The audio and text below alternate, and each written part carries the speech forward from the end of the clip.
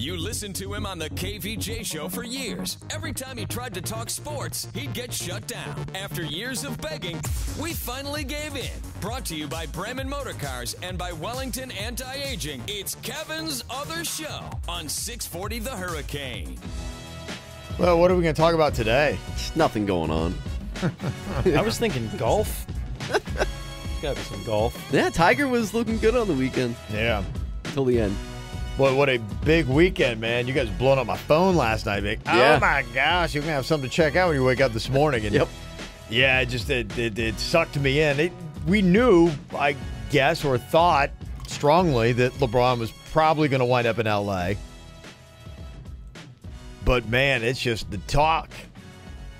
Nobody can get past it today. Kind of consumes everything at this point in time. Yeah.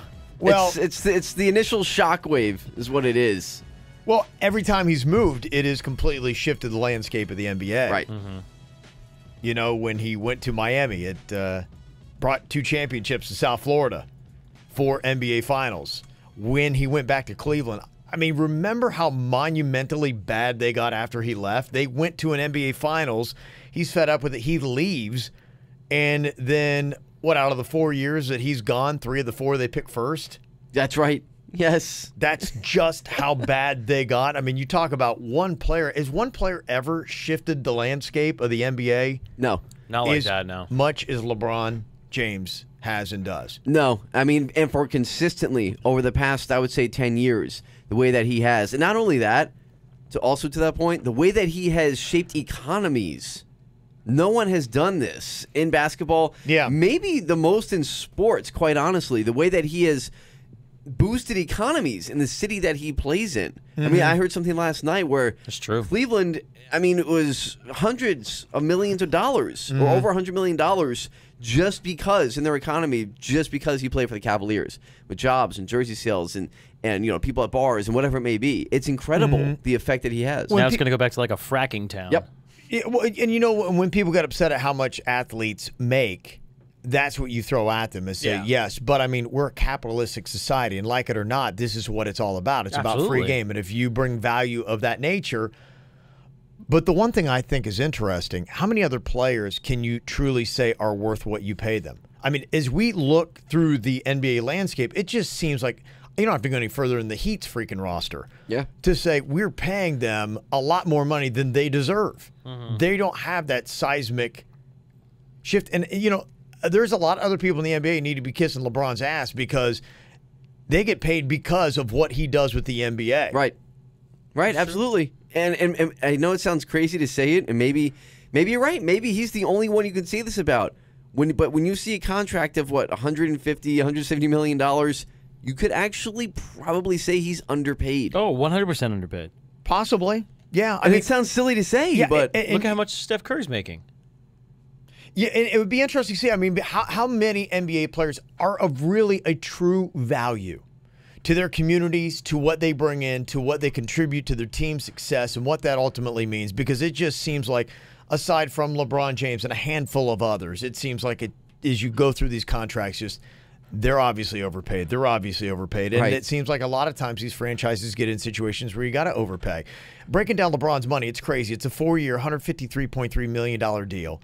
He's getting $35.65 of his contract next year. He's going to be making $434,000 per game. Now when you break this down. Next year. $9,000 a minute, $151 per second. I gotta love that.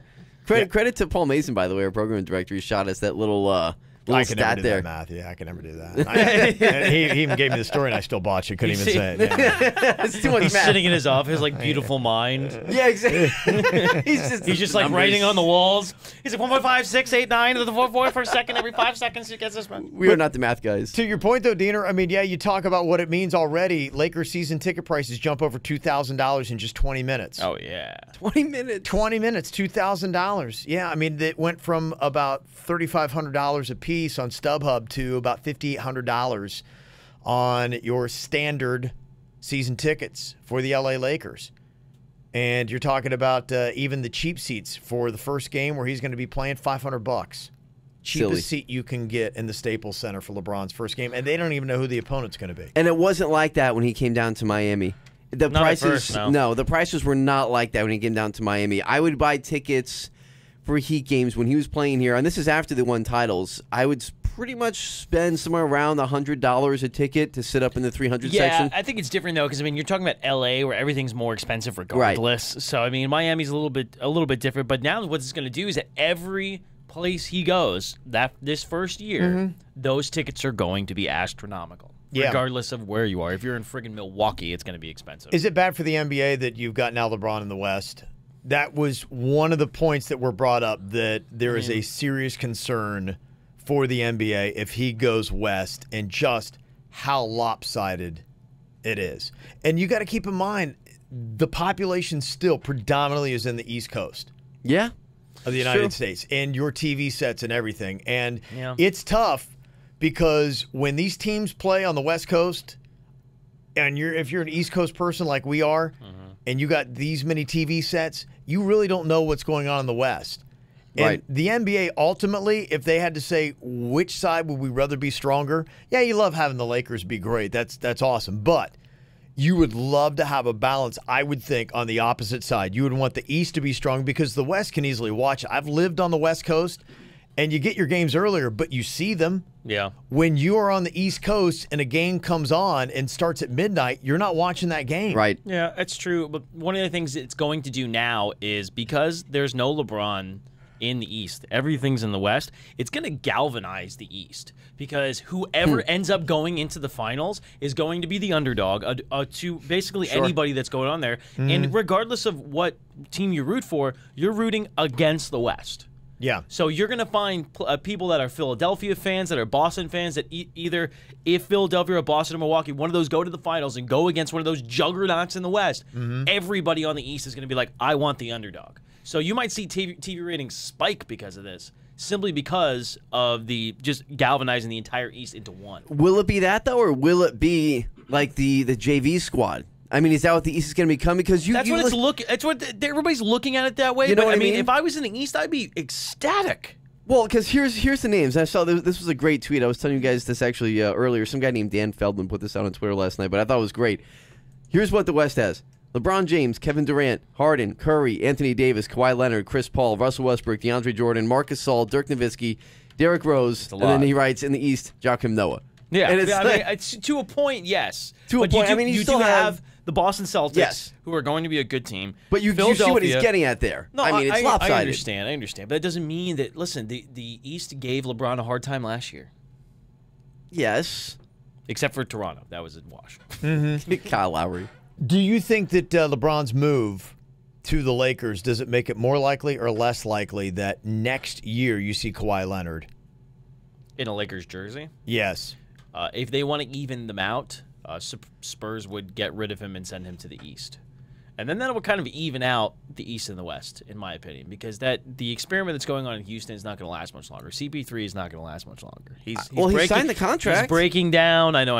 He signed the contract, but he got the money. Yeah, but you want to talk about like somebody that possibly overpaid? The Rockets possibly just overpaid. Yeah, no, 100%. That's what I'm saying. Like, he's not going to last much longer. Right. He's already showing signs of wearing down. Well, he's injury prone. He always has been. You are giving a guy $40 million a year. His is the richest contract so far, 4 years, $160.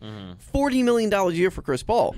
And that's more than LeBron James. So that goes to my point. LeBron is being actually underpaid. Severely underpaid. Yeah. I mean, Steph Curry's making $2 million more a year than he is.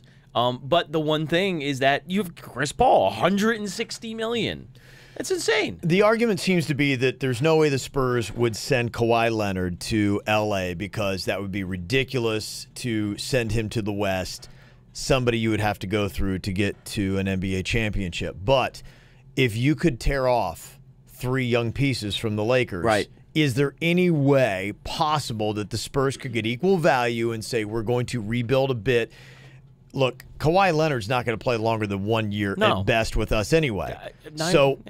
Maybe the best pieces we can get, you hate it, but the best trade pieces are going to be, because, I mean, are the Celtics and the 76ers going to give up anybody they got from the East? Is there anybody else from the lower end of their, I mean, your best pieces might be with the Lakers, right? There's not much like monster trade that can come from the East. And it really and isn't. Yeah. There isn't, and because of kind of what you just said too, if the Spurs are looking to trade him to the East, they know if he goes to Philly, if he goes to Boston, those execs know that he's probably going to leave as a free agent the next year. So why would you now sell the farm to the Spurs when there's a great chance that he's just going to leave anyway the next year, and then you are left with absolutely nothing? Right now, you could actually get some legit pieces, possibly, and I would think at least one of those pieces you could be looking at with the Lakers, and how many of their I don't know who all you would get. You probably wouldn't get all three, but if you could get 2 of the 3 young stars for the Lakers, would you take that deal for Kawhi Leonard? It has to be with draft picks. It has to be at least 2 first-round draft picks. I just still That's rough. am going to be stunned if Lonzo Ball stays with the Lakers. I mean, and I forgot just how ugly it was, the whole thing where LeBron had to get up on LeVar about the comments he had made and said, the exact quote from LeBron, "Keep my kid's name out of your mouth. Keep my family out of your mouth. This is dad to dad. It's a problem now." It's fighting words. LeBron wants to, you're coming after my kids.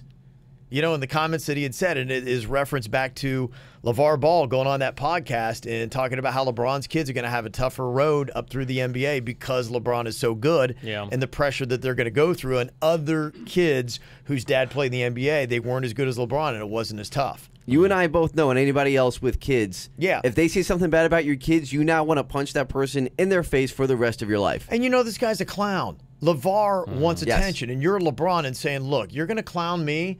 You're going to come in here and try to, rip the headlines away. You're going to cause drama. And the thing that I thought was very interesting in the timing and the announcement, did you see that Lonzo Ball apparently torn a meniscus in his left knee? Yeah, I saw that. And I wonder Is there a slight repair? Yeah, the timing of the announcement, they expect he's going to be ready for the start of the season. Yeah. But would that possibly degrade him a little bit when it comes to trade talks so that the Lakers can't move him?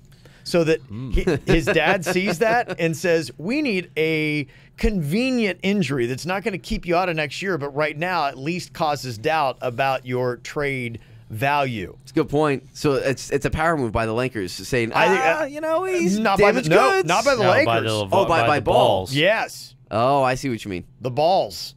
So by saying... It's an unfortunate last name. Yeah, I said it, and I was like, that doesn't sound good. Yeah. It's like it's a leg up by the balls. You know what I mean?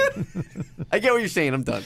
Yeah, so it'll be interesting to see how everything still plays out. It's not done, but it has a feeling like it's almost done, except for Kawhi Leonard. And is he going to be a piece that's going to move? Do you think he's with San Antonio next year, just rides it out and then shops it around? From what I'm hearing, it's so bad over there that he is threatening to sit out the season if San Antonio does not trade him. Yeah, well, maybe. It's not good. It's quite insane. But I said last week that trade to the Lakers could single-handedly rebuild the Spurs for when Popovich leaves. I think that's the ultimate question. Do they see it that way, or do they see it as like there's no way we would be ridiculously stupid to send Kawhi Leonard to the West? It sounds dumb, yeah. But the reality of it is that him leaving, regardless, completely ruins any chance of you being able to do anything. But see, the Spurs are they're in a great position and a really bad position at the same time, because as far as a bargaining chip goes, they can now say to the Lakers, we know we're going to make you a title contender by giving you Kawhi. There's no secret now. You have LeBron James. So you will give us anything we want, and you're going to have to deal with it. And on the other hand, if the Lakers just play hardball and say, forget it, we'll go elsewhere, good luck trading him to the East, because what I said earlier, anybody who's going to go get him in the East knows he's going to leave after a year. Yeah. So now you are not going to get a deal for him in the East. It's already tough, expressed he wants to be in L.A. It's tough. Well, got a couple more questions about this to uncover, including why did Paul George choose Russell Westbrook over LeBron James, which he clearly did. We'll discuss next. Get Kevin's other show whenever the hell you want on YouTube and at 640thehurricane.com.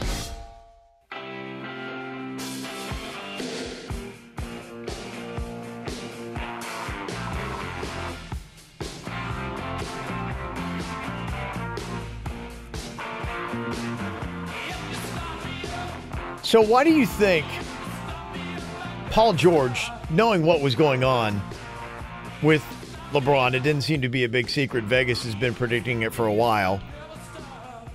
He had to probably realize, okay, LeBron James is going to wind up an LA Laker. That's where I want to wind up.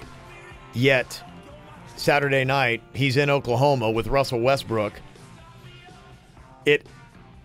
A big party, I guess they party in Oklahoma. I had no idea. Yeah, who knew? At a big party. And he, in a sense, chooses Russell Westbrook over LeBron James, considering he's from L.A. He said he always wants to play at the Lakers. If there was ever a time for Paul George to go to the Lakers, wouldn't this have been the time? Why did he choose Russell Westbrook over LeBron James? I don't know. It's kind of mind-boggling, and I think maybe he thought to a point that LeBron wasn't going to make the decision of going, and him being by himself over there, it was just going to be another miserable contract for him. But you didn't. Yeah, you had time. You didn't have to make the decision when you made the decision. I don't know, man. It's stupid. It honestly is stupid. Is it stupid, or is it just completely bizarre? I mean, maybe there's more there that we don't know. There's a possibility, but I mean, it's. Is there more security in Oklahoma City for him financially? Well, when staying in Oklahoma City, you know that you're going to be playing with one of the best basketball players that ever played, with Russell Westbrook. I mean, he's still not LeBron James, though. No, he's not LeBron James, but he's still really good. Yeah, but still, with him, you still exited what, in the first round? Mm-hmm. Oh no, granted, yeah. But you also had Slowpoke Melo floating around there too. I don't know what the hell he was doing. Well, and they signed Melo to it. I couldn't believe the deal they gave Melo. Melo is getting a ton of money for how he's playing right now. And yeah, we talk about these inflated contracts. And I would put Carmelo Anthony's contract in another one of those. Like, man, he's getting paid a lot more money than he deserves. But that's not Oklahoma City's fault, though. That's the Knicks' fault. The Knicks gave him that contract, and when they traded, he decided to take the player option to stay with the team. So, but that's still still baggage your franchise has to carry. Granted, but if it would have been time to re-sign him, there's no way in hell he would have got the money that he got. That's the reason why he opted in. Sure, so but you got he's one there. more year. You got one more year with him, and then he's off the books. That's a big chunk of money. They could be able to do something. Russell Westbrook and Paul George can be a dynamic duo if they get that third piece. And I mean, it doesn't necessarily have to be this year. But who do you think is in line for that third piece next year? The Lakers have positioned themselves, and in fact, when you look at the LeBron deal, it just seems like this is a year where they're going to chill and wait and hope they get Kawhi Leonard now. But if they don't, they're like, okay, we feel confident we'll get him in a year. And if not, they're going to be clearing a lot of cap space. They can make some moves and have about $35 million ready to get a major piece. So if you're sitting there flashing it out saying, hey, we got a lot of cash and we've got L.A. and we've also got LeBron James, and you're being, hey, we're Oklahoma City, we got Bricktown. Yes. You know? Bricktown's very nice. It is, but I mean, I don't, what went into it? I'm just trying to figure out. That was really stunning to me. I wasn't surprised by LeBron. I was surprised by the Paul George. I'm curious to see if they're going to trade Melo. Because Melo now no longer has a no-trade clause. He lifted to be able to go from the Knicks to OKC. They're stuck. I think that there's teams that will bite on Melo. They're stuck with that contract. It's one of the worst contracts in the NBA, and they're stuck with it. It's not that bad. It's one of the worst. It's not that. If he winds up getting hot, it's not bad. Okay. A couple questions for you guys. Sure. Does LeBron James win an NBA championship with the Lakers? No. He does not? No. I don't even think he makes it back to the finals, honestly.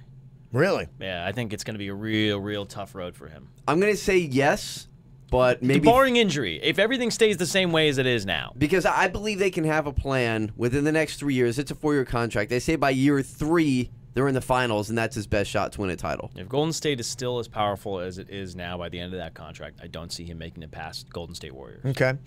If LeBron does make it to the finals and wins an NBA championship with the Lakers, will Lonzo Ball be his teammate? I don't personally think he'll be his teammate come next year. Yeah. I don't think that's. I mean, he may get 1 year with Lonzo and then move him on. Okay. Now, I'm actually, unfortunately, agreeing with Ricky here. I can't see it lasting more than 1 year with Lonzo. There's going to be a lot of moving around. Are we going shucking and jiving? Yeah, a lot of it. A lot of driving. You might see that banana boat team come together. You know what I mean? Like that. That might actually happen. You might actually see the Lakers could very well trade Lonzo to OKC for Melo. Yeah, but and then you get. But this is it. But look at. I'm telling you, Melo. I have a feeling is going to wind up someplace else. I have a feeling that he's going to wind up someplace else. He's a piece that people will actually bite on. His contract's not that bad. What does he do? It's 20+ mil, right? Yeah. It's way too much money. Yeah, well, that I mean, doesn't for his feel performance even close. last year. Yeah. No. Yeah, it's doesn't even feel close to right. No, not at all. Okay. It's not, but it's not as bad as you're making it out to be. Part of this, I like to get your predictions because we kind of went back through and listened to, when it came to who was going to wind up where. We just wanted to see what everybody was saying and how accurate were we. Sure. And here's just kind of a quick little replay to some of the predictions that came out on this show. If they don't get Kawhi Leonard or Paul George, then he's not going to go there. That's what he's waiting on. They're just pawns in the game of LeBron. Yes. It's something I've been feeling in my bones. I just have this strange feeling that LeBron is going to stay in Cleveland. Which I still don't understand why he would want to go to the West. It makes zero sense to me. I keep getting this vibe like he's going to stay in Cleveland. No, he's not going to Boston. If he goes, he's going to stick with Philadelphia or stay in Cleveland. Or Cleveland. LeBron wants to make a mark. You go back to the two teams that started the NBA. You either become a Boston Celtic or a New York Knick, and it's not going to Boston. So come on to Madison Square Garden, baby. What if LeBron takes a year off? It's something I've been feeling in my bones. I don't think we've said one fact since the show started. No. Everyone in this room is now dumber. Yeah, pretty much.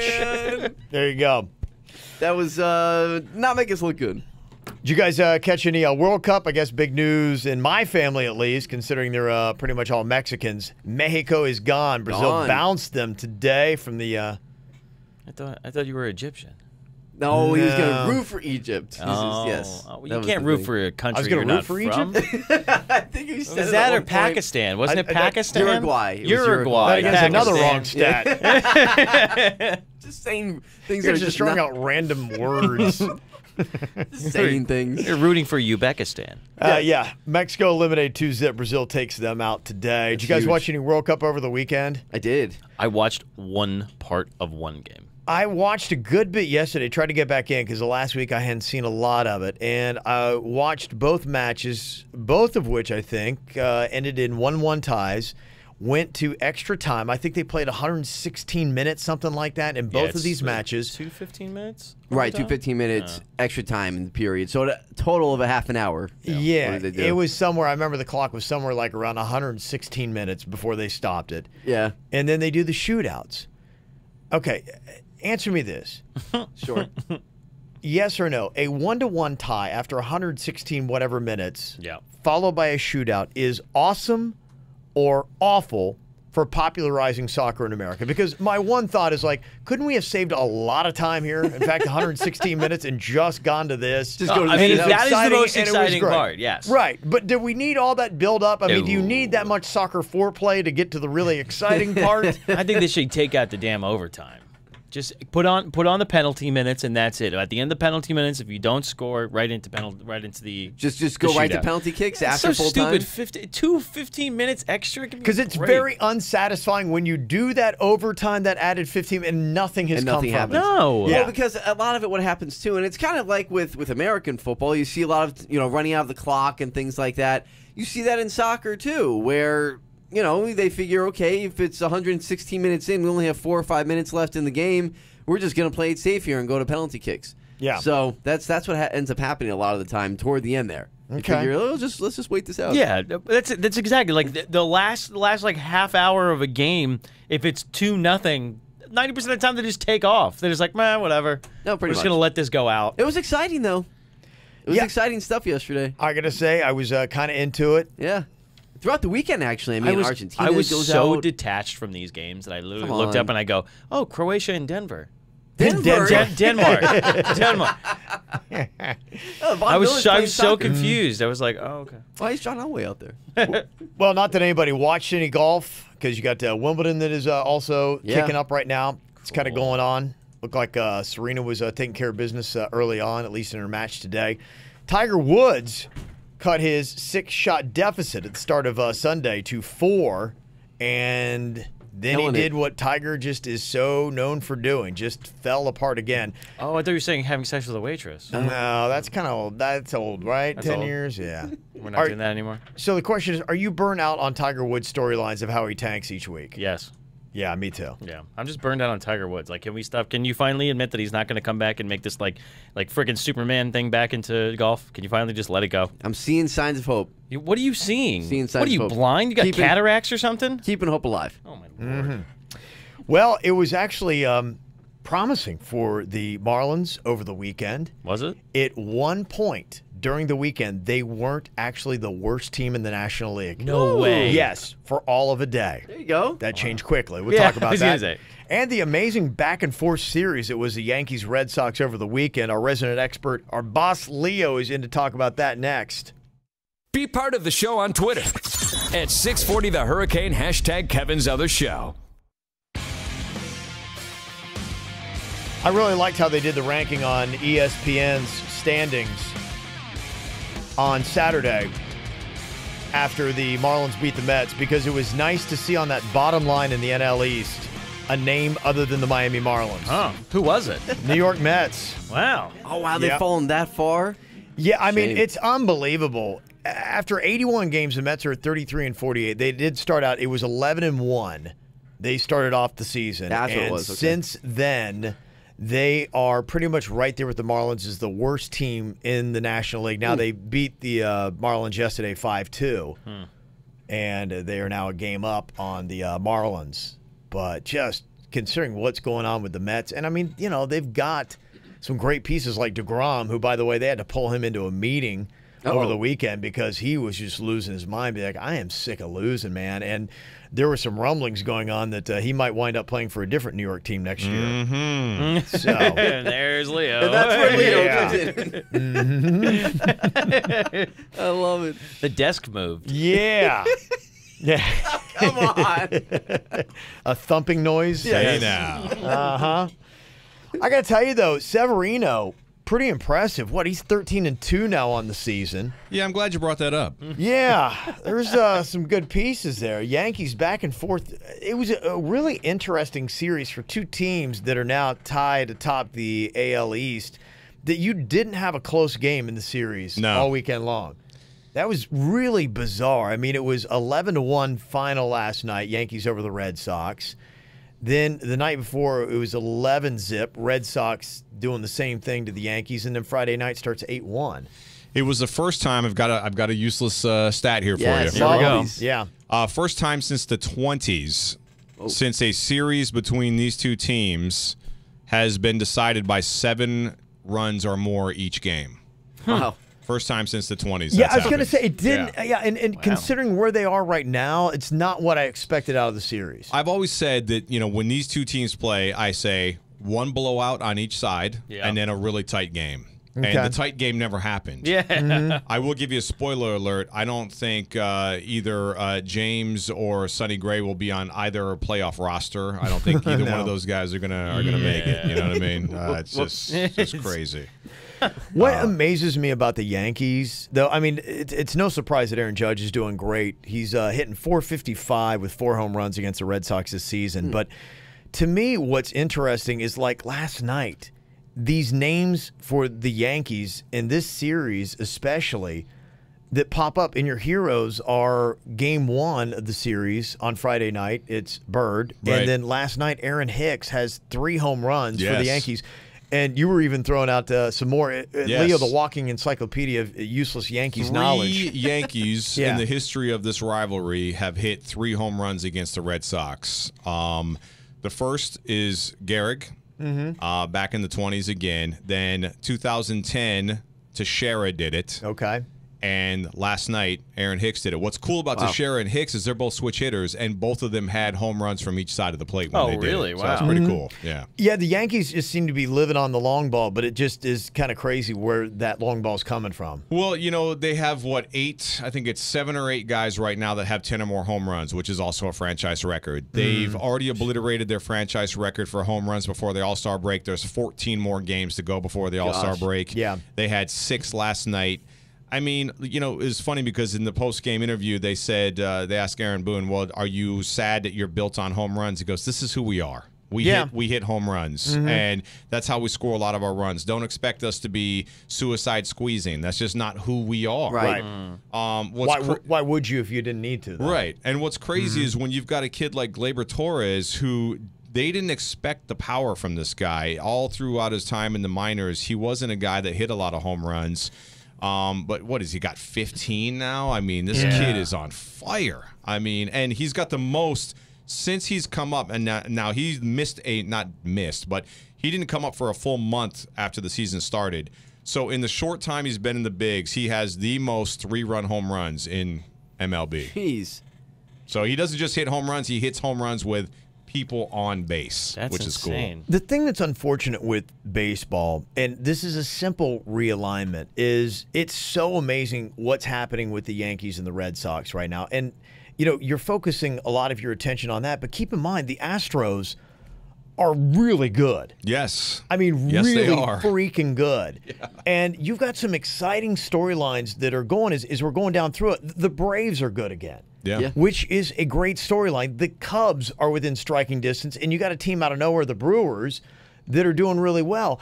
But what's going to happen is you're going to have either the Yankees or the Red Sox right now tied atop the AL East. One of them is going to be a wild card. Yeah. And you got the Indians with the 5th best record in the American League sitting right there in first place, and there's no one in the AL Central that's going to even come close to them, and they're going to squeeze right in. Right. That's a good point. They're going to have a home playoff series. It's Right. it's a la the Seattle Seahawks when they were 7-9. They got to play a playoff game at home and actually won that game in the NFL, if you remember that. It's maddening to think about it, because another thing that's never happened is these two teams have not both won 100 games in the same season, and that's literally looking like what's going to happen this year. Right. And to your point, one of those teams could be one and done when it's all said and done. And that's unbelievable. When you've got a 162-game series, Right. a marathon, and then you've got this it's like a game of Russian roulette. Yeah. Like, we're going to play one game, really? We're going to go this long-ass 162-game series. Of all the things they needed to change in baseball, Right. that's the one they decided it's to do. so baffling. And why they still do this, like, regional. Can't we just, in every sport, can't we just go on ahead and throw everybody into this thing and seed based on how good you are and what your record is? There's two things that baseball needs to change: that and get rid of the DA and get rid of the pitcher hitting. Yeah. Nobody wants to watch a pitcher hit. It's horrible. It is. kills every It's an inning they're automatic ever out, in. yeah. It's an automatic out. It's not great for baseball. You want the offense to be there. You want that to be back in the game. Get rid of it. And by the way, it only brings on injuries for the pitchers. I mean, look at Tanaka. The guy running from third to home pulls not one, 2 hamstrings. Josh, both of them. Right. You know what? To that point, they're not conditioned. Yeah, they're not conditioned for what you're putting them out there to do. No, let them pitch. That's all they're there for. Baseball needs the biggest facelift out of all sports. Yeah. Oh, I mean, I think between the major sports, hockey, I think baseball needs the biggest facelift. But it's such easy fixes. And like I said, baseball is really dragging behind football by a lot. But you've got easy fixes, and this would be a year that if you just switch things up a little bit, you're starting to get heroes emerging. You're starting to get great storylines in these kind of teams. But you want to see the Yankees and the Red Sox playing a more meaningful series deeper into the season. Absolutely. And this is what this could end up doing is, say one of them is the wild card game. They win that. Then the wild card has to play the highest seeded team left. So that means that the Yanks Red Sox could possibly be playing in the ALDS, not the ALCS. Mm-hmm. And then so you've got your best series in baseball 2 series before the World Series even happens. Right, exactly. You have 2 teams that possibly both with over 100 wins playing in the ALDS against each other. What a fault of the sport. Absolutely. That tells you got a major flaw and a problem. Coming up here in a second, I got a little bit of a rant that I have to go on. Oh, good. And I need every parent who's got their kids in some kind of travel sport and you think that one day they're going to play for the Yankees, you need to listen to what I'm going to tell you coming up next. Yep. He's here, too. It's Kevin's Other Show, right here on 640 The Hurricane. What I'm going to tell you is something that I wish I could go back in time and tell myself. My daughter at the age of 9 started playing softball. It got highly competitive, got into the travel thing. I started coaching her and was determined that we were going to be the absolute best travel team in the state of Florida. Yeah.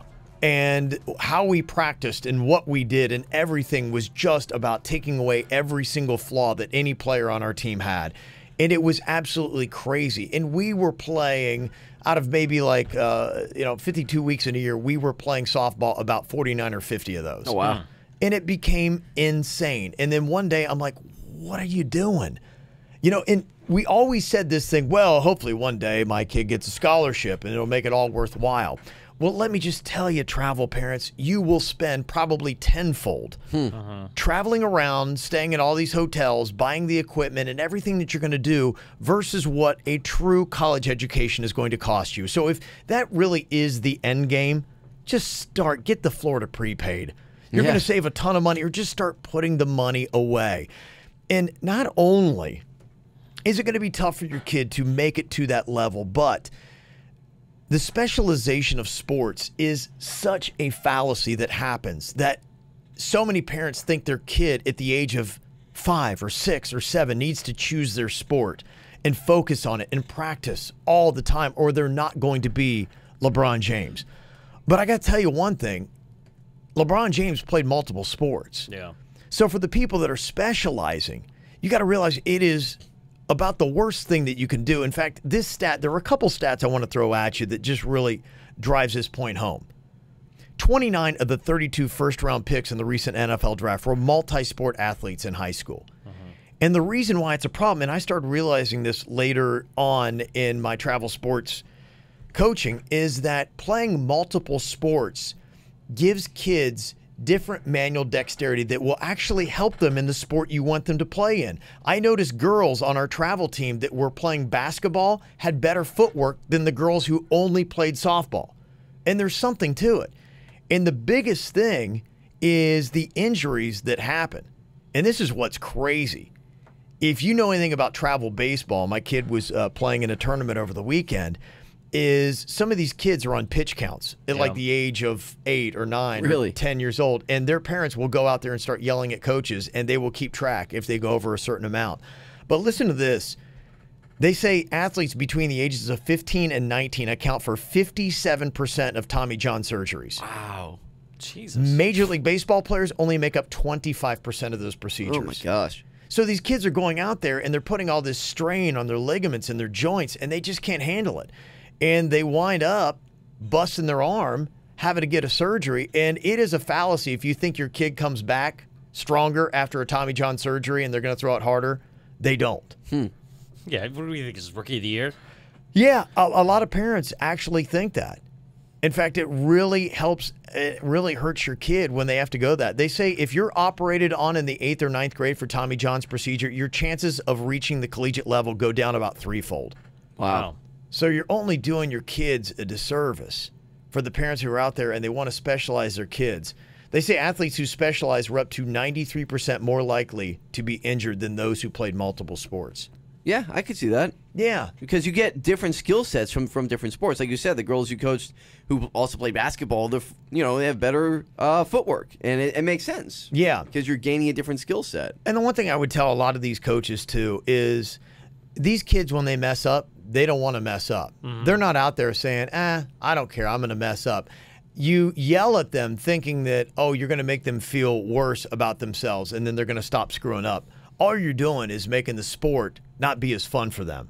They're going to hate it. And keep in mind, maybe 1% of these kids are ever going to go to a level where they're going to make you any kind of money or get a scholarship. Yeah. It's very slim. Yeah. It's being a rock star. It really is. And so my second time around, luckily I've got 10 years between my kids, is I've learned a big lesson. To me, what is most important, I wish I could have told younger Kev, who was so obsessed with winning and scholarships and everything else that didn't really matter, have fun. Sports are there for fun. If the kids aren't having fun, then you're not doing your job as a coach. That really is your job as a coach, is to try to get these kids to fall in love with sports. Yeah. So that when they grow up, they're going to love it, they're going to play it, they're going to get some exercise, they're going to have fun with it. Stop chasing the scholarships. Your kid's not going to play for the Yankees. I'm sorry to tell you that, but it's just not going to happen. And you can create injuries for these kids that they sometimes don't even recover from. So just knock it off. Yeah, and then you give them all this, and they don't do it, and they wind up being hooked on heroin. And then it's just like a tumble-down situation from there. And that's the kind of place you don't want to be. Ricky Bobby, ladies and gentlemen, taking it to the next level. I'm not having children. You want to do something for your kids, put them in Fortnite camp. Did you guys hear about this? Oh, get the hell out of here with this. No. There is now a camp in South Florida where you can take your kids, ages 8 to 13, drop them off, and they will play Fortnite for 4 to 5 hours a day. they've actually got someone that comes in and does a little bit of physical activity with them for about 45 minutes. Oh, that's good. But they sit there and they play Fortnite all day. They stream in someone who is a Fortnite expert that gives them tips on how to play better. Why didn't they have this when I was like into Halo and things like that? Would have been so much better. I just It's unbelievable, isn't Go to it? Halo Camp. 2018 needs to be over. Like, we need to get to 2019 and find something more fun to do with our lives. It's July. It's going quick. Maybe heroin. Fortnite so far has netted $1.2 billion. Oh my God, of course. $1.2 billion in May. It set a record for the most net value of any video game, and it beat the Pokemon Go by $100 million that month. You know what's really funny is that 2017, I believe it was, one of the highest grossing companies in all of the world was the company that created what's that game on your phone? The Candy Crush. Yeah. Oh, okay. More people spent money on Candy Crush than they did on groceries. It's amazing. Isn't that Average. insane? Isn't that nuts? Like, get a life. Get a friggin' life. Video games, man. World's I have a crazy friend of mine place, that man. spent $80 on the Kim Kardashian game. Ooh, we that's almost had rough. to institutionalize her. What do you do in the Kim Kardashian game? I have no clue, nor do I care. I was gonna say, do you all I wanna know know? is that $80 Was winning Ray J trick. in it? Maybe If that's it the is, reason why you- okay, never mind. I actually might play that game. Different kind of game. All right, you can check us out on YouTube. Also, get the podcast and follow us on Twitter. It's Kevin's Other Show. You listened to him on the KVJ show for years. Every time he tried to talk sports, he'd get shut down. After years of begging, we finally gave in. Brought to you by Wellington Anti-Aging. Low T? Go to WellingtonAntiAging.com. And by Bremen Motor Cars in West Palm Beach. A world-class experience. Shop BremenPorsche.com now. It's Kevin's Other Show on 640 The Hurricane.